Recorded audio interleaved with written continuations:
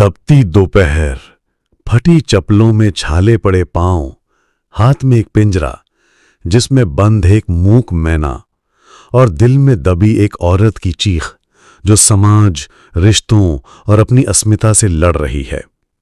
तो चलिए सुनते हैं लाजवंती की कहानी, एक ऐसी औरत की दास्तान जो टूटती है लेकिन फिर भी झुकती नहीं। मई की लू आसमान की तपती हुई भट्टी की लपट की तरह लाजवंती के चेहरे पर लग रही थी।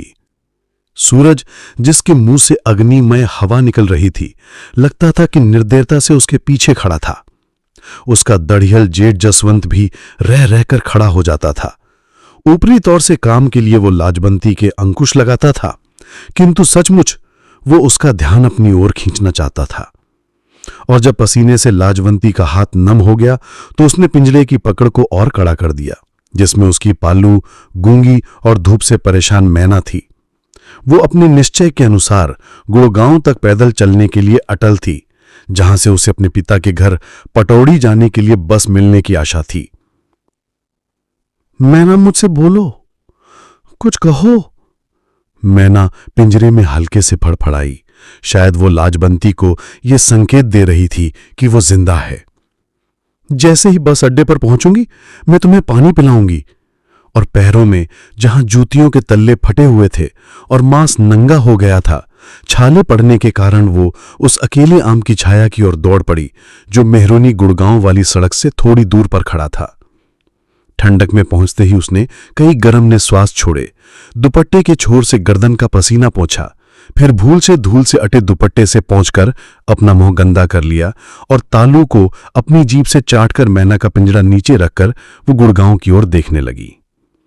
घनी धूल भरी लू हर चीज पर छा गई थी, किंतु आम के हरे कोंच के ऊपर से आध मील दूर वो पुरानी कारवां सराय की बाह्याकृति देख सकती थी। जल्दी से उसने पिंजरा उठाया और आगे चल पड़ी। उसके मन में यह पूर्व कल्पना गूंज रही थी कि जैसे ही उसकी सास को ख्याल आएगा कि 2 घंटे से ज्यादा हो गए और लाजवंती कुएं से लौटकर नहीं आई, जसवंत उसका तेजी से पीछा करेगा और उसके पास बाइसिकल है। गुड़गांव के सिविल लाइन के लंबे वृक्षों की ओट में झाड़ों की बाड़ों से घिरे हुए ऊंचे ऊंचे बंगलों को देखकर उसकी आंखों की प्यास बुझ गई। पीपल की हरी पत्तियां उसकी आत्मा के लिए ठंडे शरबत की तरह थी और लगता था कि वहां हलवाई की दुकान भी है जहां वो एक गिलास मट्ठा ले सकेगी और वो मैना को कुछ चारा और पानी दे सकेगी। पैदल यात्रा का अंतिम भाग हमेशा कष्टकर होता है। उसके पैर मानो घसट रहे थे। उसके तलवों के नंगे हिस्सों पर जलन असह्य हो उठी थी। जसवंत के संबंध में यह पूर्व कल्पना कि अब वो उसके पीछे आ ही रहा होगा उसके दिमाग पर छा गई थी। अब वो लगभग अपनी कारा के अंतिम द्वार पर आ गई थी, फिर भी उसने अपने को आगे बढ़ाया जैसे उस पर भागने का भूत सवार हो। फिर एक कमजोरी का क्षण तब आया जब मैना बिल्कुल सुन्न हो गई और उसे देखने का कष्ट किए बिना ही उसने सोचा कि मैना लू के कारण मूर्छित होकर मर गई। और इस पूर्व सूचना से भयाकांत उसे लगा कि अपराध की रस्सी से उसका सूखा गला कसता जा रहा है। काश वो बेइज्जती सह लेती, वो जसवंत के हाथों अपने को समर्पित कर देती। जब उसने उसे पकड़ा था तो वह अपनी आंखें बंद कर लेती। उसका पति बलवंत दूर कॉलेज में था।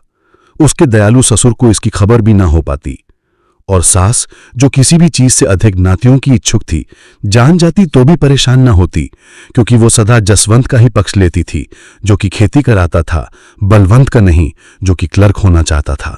मुझसे बोलो मैना, मुझसे दूर मत जाओ। यदि तुम चली जाओगी तो मैं भी मर जाऊंगी। लेकिन जब चिड़िया ने पंख भी नहीं फड़फड़ाए तो उसका दिल डूबता सा लगा और वो पसीने से तरबतर हो गई। हो सकता है कि मैं अंधविश्वासी हो रही हूं, उसने खुद से कहा। मुझे पटौदी तक सकुशल पहुंचने के लिए हौस खास वाली सड़क के चौराहे पर टोटका कर लेना चाहिए था। तब ईश्वर जरूर मेरे दुश्मनों को मुझसे दूर रखता। भाग्य ने उसके आगे मौन दूरी की लंबाई फैला दी थी। अपने मन की रिक्तता के सामने उसने सारी धरती को अपने खिलाफ होते महसूस किया। जिन सारे पापों के लिए वो सजा भुगत रही थी, उनके लिए वो ईश्वर के सामने झुककर क्षमा याचना करना चाहती थी। ओ भगवान, धीरे धीरे मुझे सतपथ दिखाओ, वो मन ही में चीख उठी। उसी समय उसने जसवंत की अशुभ आवाज सुनी। रुक जाओ पागल औरत, नहीं तो मैं तुम्हारी जान ले लूंगा। उसने पीछे मुड़कर नहीं देखा, क्योंकि अपने जेठ के विशेष स्वर को वो जानती थी। वो उसकी पहुंच के बाहर होने के लिए, हलवाई की दुकान पर आराम करते आदमियों के झुंड तक पहुंचने के लिए सहज ज्ञान से उड़ भागने की प्रेरणा पाकर दौड़ पड़ी। मैना ने पंखों को जोर से फड़फड़ाया। इस बार वो खतरा जानकर चीख उठी। रुक जाओ! तीक्ष्ण और कानों को भेद देने वाली मृत्यु की आवाज आई। उलझनों के चक्कर में फंसकर लाजवंती भावनाओं के आदिम जंगल में खो गई। नरक की यातनाएं उसका इंतजार कर रही थीं, किंतु वो शायद उनसे बच सकती थी। लाजवंती! जसवंत ने अब की कोमल आवाज में उसे पुकारा। इस आवाज ने उसे विस्मित और कमजोर बना दिया, और उसे अफसोस हुआ कि क्यों नहीं उसने आत्मसमर्पण कर दिया। वो हलवाई की दुकान की ओर लगभग 20 गज बड़ी सफाई से दौड़ गई। जसवंत उसकी बगल से साइकिल से गुजरा, और उसने उतरकर साइकिल से उसका रास्ता रोक लिया। लाजवंती ने उसके विकृत चेचक के दाग भरे चेहरे पर उभर आए मुस्कान की भयानकता का अंदाजा लगाया। वो तेजी से मुड़ी और उसे एक झटका देकर बड़ी तेजी से खाई में उतरकर किनारे किनारे हलवाई की दुकान की ओर दौड़ पड़ी। उसने बाइसिकल घसीटते हुए उसका पीछा किया। हलवाई की दुकान पर पहुंचते ही उसने बाइसिकल छोड़ दी और बड़े वेग से उसकी ओर झपट पड़ा। लाजवंती लगभग एक राजी शिकार की तरह उसकी फैली भुजाओं में गिर पड़ी, किंतु जब वो जंगली जानवर के गर्म आलिंगन के प्रति सचेत हुई तो पीछे मुड़कर उसने अपने को मुक्त कर लिया। वो फिर दौड़ चली। वो चौंक कर मुड़ा और उसे खदेड़ लिया। वो हलवाई की दुकान के बगल वाली काठ की बेंच पर बैठे बैठे कि उसने उसका आंचल पकड़ ली। ओह, तुम क्यों भागी जा रही थी? उसने पूछा। लाज नहीं आती तुम्हें? जरा लोगों को देखो। छिटकते हुए देहातियों ने लापरवाही से उस दृश्य को देखा। किसी ने नजदीक फटकने की कोशिश नहीं की, लेकिन 3 स्कूली लड़के आकर उन्हें घूरने लगे। मुझे जाने दो, मैं अपने पिता के घर जाना चाहती हूं, लाजवंती ने जसवंत की ओर बिना देखे ही कहा। मैना पिंजड़े में फड़फड़ा उठी। नहीं, तुम्हें अपने पति घर लौटना होगा, जसवंत ने शब्दों को चबाते हुए कहा, और जब वो उसकी पकड़ से मुक्त होने का प्रयत्न करने लगी तो उसने लाजवंती की कलाई मरोड़ दी। जानवर! वो चीख पड़ी और बिना आंसू के वो सिसकियां भरने लगी। मुझे अकेले छोड़ दे, मुझे अपनी मैना को पानी पिलाने दो। जसवंत की हिंसक पशुता कमजोर लाजवंती पर बढ़ गई।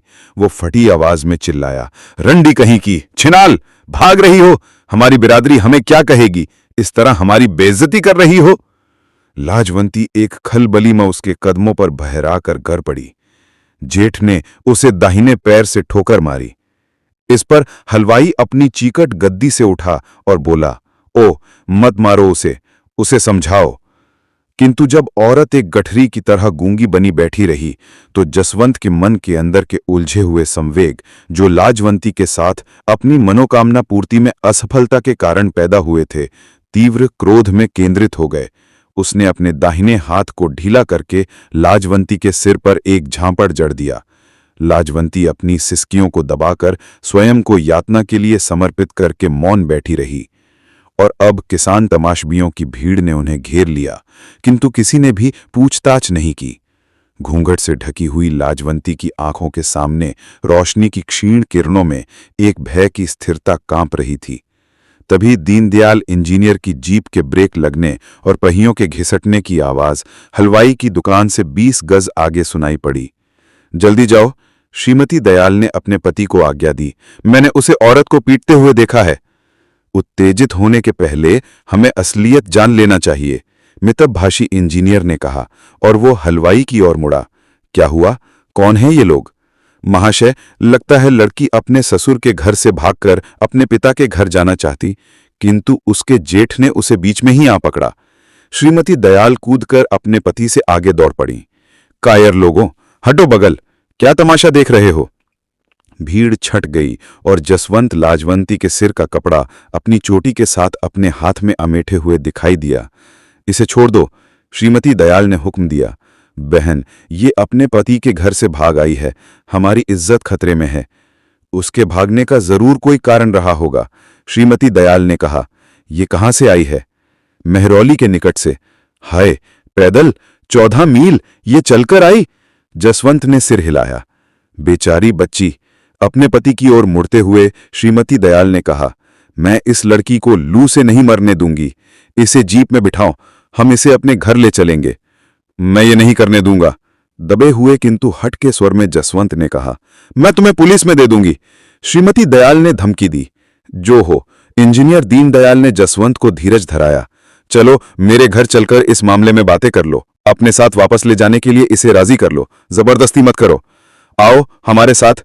अक्खड़पन से लाजवंती की चोटी जसवंत के हाथ से छुड़ाकर उसे उठाते हुए श्रीमती दयाल ने कहा, दो, मैं लेता चलूं? जसवंत ने अपनी बहू को चिढ़ाते हुए कहा।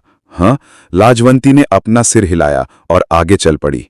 इंजीनियर दयाल के ठंडे बरामदे में लाजवंती अपनी कोमल और अश्रुस्नात आंखों से घूंघट हटाकर बोली, मां, मैना के लिए पानी दो। गोरखा, श्रीमती दयाल ने नौकर को बुलाया, हम सभी को ठंडा पानी पिलाओ नींबू मिलाकर, और चिड़िया के लिए सादा पानी लाओ। सेवक गोरखा, जो इंजीनियर से अधिक मितभाषी था, एक ही नजर में सब कुछ समझकर रसोई घर में चला गया। तुमने लड़की को पीटा क्यों? श्रीमती दयाल ने कहा। हमने इससे बार बार कहा है, इसका पति बीए करने के लिए सिर्फ 1 साल और कॉलेज में रहेगा, किंतु ये उसी के साथ रहने के लिए जिद करती है या पिता के घर जाने को कहती है। मां, झूठ है ये। लाजवंती चीख उठी। तुम लोगों ने इसे जरूर यातना दी होगी, तभी तो ये ऐसा कहती है। इंजीनियर दयाल बोले, महाशय, इसके साथ हमारा व्यवहार हमेशा बहुत अच्छा रहा है। ये गरीब घर से आई है। मेरे पिता चौधरी तेजराम पूरे गांव के सरपंच हैं। मेरी अपनी भी औरत है, लेकिन वो तो बिल्कुल गाय है। भौंको मत बेआया, नहीं तो अभी ठीक कर दूंगा। जसवंत बोला। ये देखकर श्रीमती दयाल मन ही मन किसी इरादे को लेकर उठी और जसवंत के चेहरे पर सीधे एक तमाचा जड़ दिया और कहा, कहो कैसा लगा? यदि कोई दूसरा तुम्हें इस तरह पीटे तो? वो अप्रत्याशित रूप से अपना खुला मुंह लिए खामोश बैठा रह गया। जब ये मेरे निकट बुरी नीयत से आया था तो मुझे भी ऐसा ही करना चाहिए था। शर्म से इंजीनियर की ओर से सिर घुमाते हुए लाजवंती ने कहा, स्पष्ट है कि लड़की तुम्हारे परिवार से खुश नहीं है। जब तक इसका पति अपनी पढ़ाई पूरी नहीं कर लेता, इसे अपने पिता के घर जाने दो। बाद में ये तुम्हारे परिवार में वापस आ जाएगी। बिल्कुल ठीक है, श्रीमती दयाल ने जोड़ा। मैं इस लड़की को तुम्हारे जाल में नहीं फंसने दूंगी। तुम्हें सिर्फ एक औरत मिलेगी, 2 नहीं। न्याय के नाम पर उठाए गए शोरोगुल से बने हुए पक्ष विपक्ष के दोनों अस्थिर तराजुओं पर स्वयं को तौलती हुई लाजवंती को 2 लंबे वर्षों बाद आज पहली बार शांति का एक क्षण प्राप्त हुआ। लेकिन शीघ्र ही फिर उसे थप्पड़ खाए हुए जसवंत के प्रतिशोध का ध्यान आ गया और वह सहम उठी। उसने मैना की ओर देखकर मौन भाषा में कहा, फरिश्ते, कल्पना करो कि इस दुनिया में कहीं एक ठंडी जगह है जहां हमें भी आराम मिल सके। उसका निर्णय पूछिए, जसवंत ने कहा। यदि ये अपने पिता के घर जाएगी तो फिर हमारे यहां कभी भी नहीं आ सकती। यदि मेरे साथ वापस चले तो हम इसे इसके पिता के घर कुछ दिनों के लिए पहुंचा देने की बात सोचेंगे। बताओ लड़की, क्या चाहती हो? श्रीमती दयाल ने कहा। मैं अपने पिता के घर जाना चाहती हूं। इन लोगों की दहलीज पर कभी पैर भी नहीं रखना चाहती, लाजवंती ने उत्तर दिया।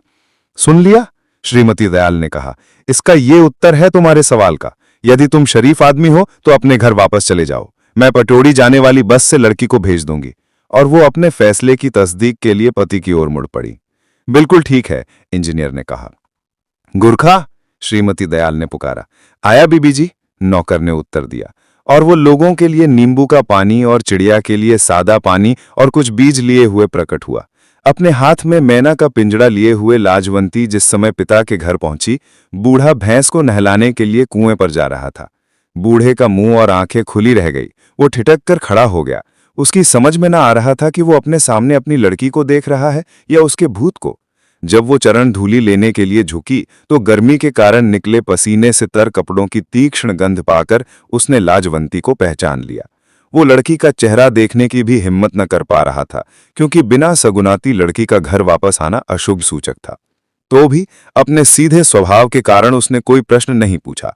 उसने सिर्फ अपने छोटे लड़के को बुलाया, जो भैंस के लिए चारा काट रहा था। इंदु, तुम्हारी बड़ी बहन आई है। अपनी छोटी बहन मोती को जगा दो। लाजवंती अपने पिता के लिए दुखी थी। वो जानती थी कि उसका पिता एक भैंस और 1 एकड़ जमीन के सहारे अपनी जिंदगी का भार किसी तरह ढो रहा था। लाजवंती की मांग 2 छोटे छोटे बच्चे छोड़कर मर गई थी। पिता एक सयानी और शादीशुदा लड़की को ग्रहण करने में अश्वत्थ था, और लाजवंती तो कहावत के मुताबिक बदलने के लिए एक जोड़ा कपड़ा भी अपने साथ नहीं लाई थी। इंदु गणासा फेंककर उसकी ओर दौड़ पड़ा, और जैसे उसने अपनी मां का भूत दरवाजे पर देखा हो, वो लाजवंती के पैरों से लिपट गया। सचमुच लाजवंती अपनी मां की ही प्रतिरूप थी। मां अपने फेफड़ों की बीमारी के कारण काली पड़ गई थी, लेकिन लाजों का रंग पक्का सांवला था। छोटा चिकना चेहरा, सुंदर नाक और ठूडी पर गोदने के कारण बहुत ही सुंदर दिखाई देता था। छोटे के गर्म आलिंगन से लाजवंती की आंखों से आंसू बह निकले। रहने दो, मोती को ना जगाओ, उसने कहा। जरा इस बेचारी मैना को देखा, ये नई दिल्ली से मेरे साथ आई है। लड़के ने झपट कर पिंजड़ा ले लिया और चिड़िया को बुलवाने की कोशिश में लाजवंती को भूल गया। इंदु, थोड़ा पानी और खाने के लिए कुछ दाने चिड़िया को दो, लाजवंती ने दहलीज पर बैठते हुए कहा। तब शायद ये तुमसे बात करेगी, यद्यपि ये अभी बहुत नहीं बोलती। पड़ोसी लोग सभी कुछ जान लेंगे। अब जब वो यहां आ चुकी थी तो वो चाहती थी कि उसके इस तरह चले आने की बात किसी को भी मालूम ना हो। साथ ही बेशक वो ये भी जानती थी कि इस छोटी सी जगह में किसी भी आदमी की कोई भी बात छिपी नहीं रहती। शादी के पहले जब वो खुलेआम हमउम्र लड़कों के साथ खेलती थी और शायद ही दुपट्टे से सिर ढकने की परवाह करती थी, तब जो लोग उसकी हंसी उड़ाते थे उनसे अब पलायन करना व्यर्थ था। सयाने लोग उसे पागल लाजो कहते थे और लड़के उसे फिल्मी अभिनेत्री मीना कुमारी के नाम से पुकारते थे, जिससे वो काफी मिलती जुलती थी। वो तो अपने पिता के दिल की बात जानना चाहती थी कि क्या वो उसकी रहस्यमयी इच्छा और मूल प्रवृत्ति को समझता था, जो हमेशा उसे किसी न किसी अनोखी घटना के लिए प्रेरित करती थी। इंदु ने पिंजड़े में एक प्याला पानी डाल दिया और लो, मैना ने बात करना शुरू कर दिया। ये क्या कहती है लाजो? लड़के ने पूछा। लाजवंती तपते हुए आसमान को देखकर मुस्कुरा दी। कुएं से लौटने के बाद पिता ने भैंस को बांध दिया और इंदु ने जो चारा तैयार किया था उस जानवर के आगे डाल दिया। लड़के ने पर्याप्त चारा नहीं काटा था, अतः वह गड़ांसा लेकर और चारा काटने लगा। किसी को डांटने की उसकी आदत नहीं थी। अपनी बड़ी बहन के आने से इंदु उत्तेजित होकर चारा काटना भूल गया। इसके लिए पिता उसे दोषी करार देना नहीं चाहता था। भैंस का चारा पानी कर चुकने के बाद उसने शाम के भोजन के लिए मसूर भिगोई और चूल्हा जलाने लगा। बापू, मैं ये सब कर लूंगी, लाजवंती ने कहा। बेटा, कोई बात नहीं, उसने उत्तर दिया और अपने काम में हठपूर्वक लगा रहा। फिर अपने लड़के की ओर मुड़ते हुए उसने कहा, अपनी बहन के लिए चटाई दो। झुर्रीदार शांत चेहरे के पीछे उसके भाव छिपे हुए थे, किंतु जैसे ही उसने ये बात कही, लाजवंती ने उसके होठों पर आई विवरणता देख ली थी और वह समझ गई कि उसका यहां आना बापू को पसंद नहीं आया। चटाई सिर्फ मेहमानों को दी जाती है। आसमान की भयंकर आग बुझने के बहुत पहले से ही आंगन परछाइयों से भर उठा था। लाजवंती गुलाबी बादलों को देख रही थी। लगता था कि जैसे वहां कोई भीषण हत्याकांड हो गया हो, और अपनी ही आत्मा से डरकर उसने अपनी सांसों पर काबू पाने का प्रयत्न किया। बहन, तुम्हें नहाने के लिए घड़े में पानी लाया हूं, इंदु ने कहा। लाजवंती अभी उत्तर देने को ही थी कि भाई की आवाज से मोती चौंक कर ठुनकती हुई जग पड़ी। लाजवंती ने उछलकर बच्ची को आलिंगन में बांध लिया और उसे सांत्वना देने लगी। लाजो, बच्चों को एक मां की जरूरत है। यदि लोग तुम्हारी ओर उंगली न उठाते तो मैं तुम्हें इस घर से दूर नहीं होने देता, उसके पिता ने कहा। इतना कहकर वह रुक गया। फिर देर बाद चूल्हे की आग फूंकते हुए कहने लगा, अब मैं ही इनके लिए माँ बाप दोनों हूं, और जहां तक तुम्हारा प्रश्न है, तुम्हें मैं सास ससुर के घर पहुंचा दूंगा। मैं उनके पैरों पर गिरकर तुम्हारे लिए क्षमा मांग लूंगा। बिना विधवा हुए तुम्हारे विधवेपन की ये बेइज्जती मेरे लिए असह्य हो रही है। यहां लोग तुम्हें सिर्फ गाली देंगे। 2 दिन बाद हरिराम, लाजवंती के पिता, के नाम एक पोस्ट कार्ड आया।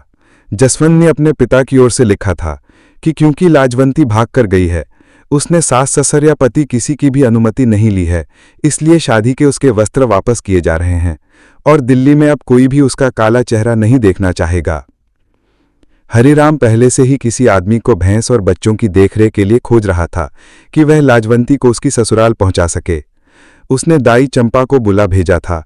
उसने उसके सारे बच्चों को जन्माया था। वह पटौदी खास में रहती थी। इस छोटे गांव में कोई भी ऐसा न था जो बिना मुआवजे के उसके साथ यह कृपा करता। भाग्यवश दाई चंपा जिस दिन कार्ड आया था उसी दिन आ गई थी। वह घर की देखरेख के लिए तैयार थी। क्यों? उसने कहा, मुझे तो लाजो की भरी हुई गोद देखने की आशा थी। मैं उस दिन के इंतजार में थी जब मैं बुलाई जाऊंगी और आकर इसके बेटे को जन्माऊंगी, और इस समय मेरी प्यारी बच्ची तुम यहां हो, लेकिन किसी सुखदायक घटना के तुम्हारी आंखों में कोई चिन्ह ही नहीं है।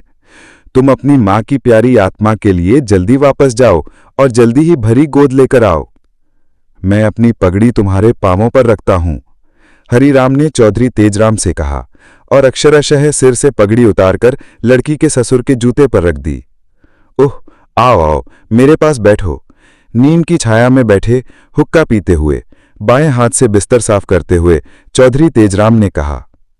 लाजवंती थोड़ी दूर झुकी हुई खड़ी थी। उसका चेहरा घूंघट से ढका हुआ था। वह अपनी दृष्टि ससुर की ओर से हटाकर तपते मैदानों की ओर देख रही थी। उसका कलेजा मुंह को आ रहा था। हो सकता है कि उसका जेठ जसवंत भुसौली से अचानक निकल आए, या उसकी सास ही ससुर के क्षमा करने के पहले आ जाए। साथ ही उसे यह भी मालूम हुआ कि उसे क्षमा नहीं मिलेगी। हाँ, अनिच्छापूर्वक सिर हिलाकर भले ही ससुर उसे यहां ठहरने की इजाजत दे दें, लेकिन इस संकेत में अभी देर थी, क्योंकि चौधरी तेजराम मौन थे। हरिराम पास में बैठ गया तो वह हुक्का गुड़गुड़ाने लगे। इस बीच लाजवंती ने सिर पर कपड़े के नीचे पसीना एकत्रित होते हुए अनुभव किया, जो कि रीढ़ की हड्डी से नीचे की ओर बह रहा था, और उसने पिंजरे में अपनी प्यारी मैना को देखा कि कहीं वह मर तो नहीं गई। यात्रा इस बार आरामदायक थी। पटौदी से गुड़गांव तक वह बस से आए थे। फिर वह गुड़गांव से बस से वहां तक आए थे जहां से उसके ससुर का गांव आध मील दूर था। मैना को शांत बैठे देखकर इशारे से कहा, मेरी मैना, बताओ अब क्या होगा? जैसे तुम पास आती हुई बिल्ली देखकर डर से फड़फड़ा उठती हो, उसी तरह इस समय मेरा दिल भी धड़क रहा है। मैं नहीं जानती कि जसवंत ने अपना इरादा बदल दिया है और वह मेरा पीछा अब नहीं करेगा। चूंकि मेरे बापू मुझे वापस लाए हैं, इसलिए अब मैं अपने आप को समर्पित कर दूंगी। अब मेरा पतन पूरा हो जाएगा। उह, काश मैंने पहले ही उसकी हविस पूरी कर दी होती और अपने पति के बारे में न सोचता, जो कभी भी यह सब ना जान पाता। अब तो मैं बिल्कुल हार गई और अब शब्दों का कोई मतलब नहीं है, और तिस पर भी मेरे अंतर में इच्छा और जीवन है। भावनाओं की नदी बह रही है, अंतः सलीला सरस्वती की तरह, जो धरती के नीचे नीचे बहती है। मैं कैसे उन भावनाओं को वश में करूं, उन कैदियों को जो फूटकर बाहर आना चाहती हैं? उसने वस्तुस्थिति समझने के लिए आंखें खोलीं। स्वप्न सच था। अनिच्छा से उसकी आंखें बंद हो गईं और ओढ़नी की तह में वह एक आह दबाकर रह गई। उसके सिर में छाए अंधकार से चिंगारियां निकलकर सितारों की तरह छिटक गईं और घबराहट के कारण ढेर सा पसीना उसके शरीर से निकल आया। वह जानती थी कि आसमान के ग्रह उसके लिए शुभ नहीं हैं। अच्छा, तो मुर्दा वापस आया है? बूढ़ी सास की आवाज आई, जो कुएं से एक घड़ा सिर पर और दूसरा बाएं हाथ में लिए वापस आई थी। लाजवंती की अनुपस्थिति में बूढ़ी को बाध्य होकर यह सब करना पड़ रहा था। उसकी तेज सांस कोसनों से भर उठी थी। यह तुम्हारी लड़की है, हरिराम ने औरत को खुश करने के लिए कहा। अपने भोलेपन में उसने सोचा था कि जैसा होता है, उसकी सास ही लड़की के पलायन का कारण बनी होगी। उसने कहा कि लड़की ने गलती की है। सच मानो ऐसी कोई बात नहीं उठती, लेकिन बलवंत कॉलेज से छुट्टियों में चंद दिनों के लिए ही आ पाता है, और ये अपनी भूरी भूरी आंखों का जादू किसी और पर चलाना चाहती है। जसवंत कहता है कि यह सड़क से आने जाने वाले यात्रियों से आंख लड़ाती है। उसने अपनी आंखों से देखा है। हम इज्जतदार आदमी हैं, चौधरी तेजराम ने अपनी औरत के कथन की पुष्टि की। मैं क्या कहूं चौधरी जी, हरिराम ने दीनतापूर्वक उत्तर दिया। शायद इसकी किस्मत ही खराब है, किंतु अब मैं इसे वापस ले आया हूं। अब से यदि ये दूसरों की ओर देखे तो आप इसे मार डाल सकते हैं।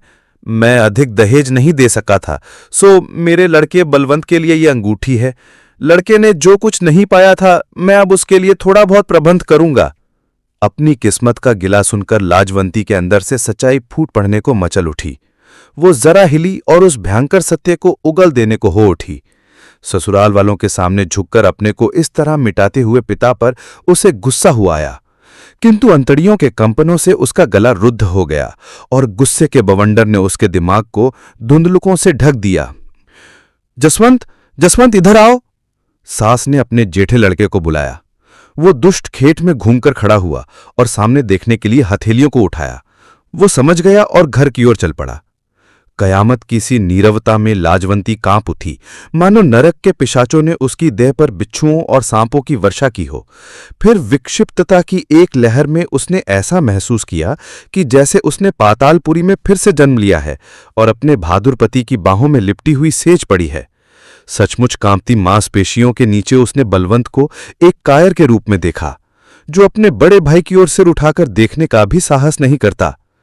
ये वापस आ गई, जसवंत ने दांत पीसते हुए कहा और रसोई घर के दरवाजे पर मूलियों को जमीन पर फेंक दिया।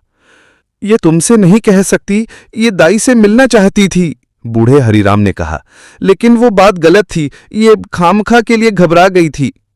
यहां भी दाइयां हैं, यहां सफदरजंग का अस्पताल ही है। इसकी कहानी पर मत जाइए चाचा, ये शादी के पहले ही कितनों को देख चुकी थी। ये बदमाश लड़की है। मुझे याद है किस तरह इसने मुझे बेइज्जत किया था जब मैं इसे वापस लेने गया था। वहां बैठकर इसने मुझसे जबान लड़ाई थी और उस अफसर की बीवी से इसने मुझे तमाचे दिलवाए थे। रंडी। बस बस बेटा, चौधरी तेजराम लड़के को रोकते हुए बोले। मुझे पिटवाने का मजा देखा, जसवंत ने कहा और पीछे से लाजवंती को एक ठोकर लगाई। जसवंत, उसकी मां चिल्लाई। लाजवंती कांप कर दोहरी हो गई। सिसकने से पहले वो एक कर्णभेदी आवाज में चीख पड़ी। तुम्हें जूते की मार चाहिए।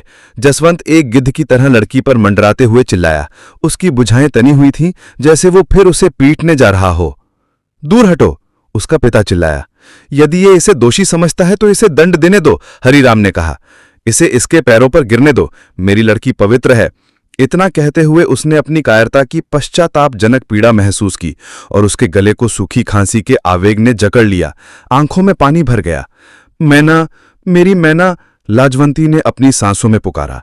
मैं इसे नहीं सह सकती। धोखेबाज, मक्कार, चुड़ैल कहकर जसवंत उसके पिता की ओर मुड़ा। इसे यहां से ले जाइए, इसकी यहां कोई जरूरत नहीं है। सारी बिरादरी के सामने इसने हमारी बेइज्जती की है। इतना गुस्सा नहीं होते बेटा, चौधरी तेजराम लड़के को रोकते हुए बोले।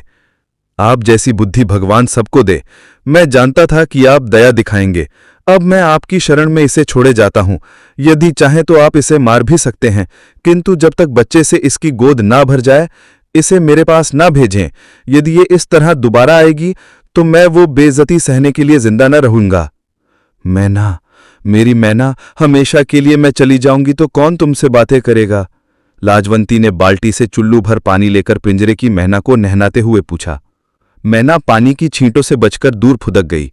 मेरी नन्ही, यदि तुम्हें पानी में डुबा दूं तो तुम चीखोगी? लाजवंती ने पूछा। उत्तर में मानो चिड़िया किनारे चली गई। उसके चक्कराते दिमाग के चारों ओर जो जल की लहरें उठ रही थीं, उनसे दूर अब वो कुएं की जगत पर बैठी हुई थी। यदि वो सोचना बंद कर दे, उसने महसूस किया, तो वो फिर इसे कभी नहीं कर पाएगी। अभी नहीं तो फिर कभी नहीं। कुएं पर इस समय उसके और मैना के सिवाय कोई नहीं था।